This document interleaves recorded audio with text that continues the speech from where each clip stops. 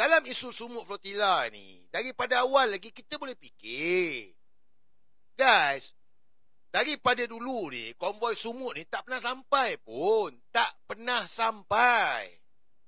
Tak pernah sampai. Kena ingat, tak pernah sampai pun. Ini memang digerakkan untuk bagi awareness kepada dunia. Tak pernah sampai. Jadi fikirlah. Jadi hari ni kita bergaduh sebab apa? Dia orang nak kita bergaduh. Masuk perangkap. Jadi bodoh. Orang hari ni nakkan pada penyatuan. Saya dah bagi tahu. Tadi pun buat BTT. Ini game Anwar Ibrahim. Plan dia. Kena fikir. Oh, ini semua benda nak politik. Kau ada Tun Mahathir ulas tak? Sekarang ni, dah berapa bulan ni, ada tak Tun Mahathir ulas isu flotilla ni? Ada tak Tun Mahathir ulas isu flotilla ni? Tak ada.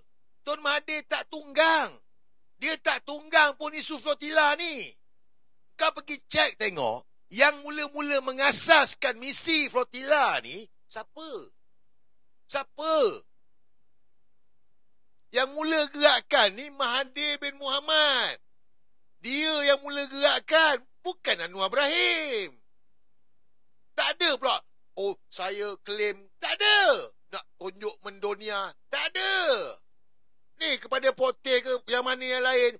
Kau pergi baca sejarah tu tengok. Oh, ni PM Act tolong apa semua. Tun Mahathir yang mula gerakkan. Dia. Sebab tu dalam hari ni timbul isu flotilla. Dia tak ulas sebab dia tak nak menunggang. Sebab isu flotilla ni bukan untuk ditunggang oleh politikus. Siapa pun tak boleh tunggang. Ini isu kemanusiaan. Awareness. Orang politik tunggang. So siapa tunggang? Takkan aku tunggang. Takkan Jebat Daka tunggang. Takkan Syam Jalil tunggang. Yang tunggang korang lah. Anwar Ibrahim lah tunggang. Tak nampak lagi dia tunggang. Isu ni, dia bukan penaung pun. Isu ni, media kita yang mainkan. Oh, penaung lah apa semua. Guys, tak ada kena-mengena langsung lah Anwar Ibrahim tu. Jangan lupa subscribe dan tonton video penuh di Suara Dunia.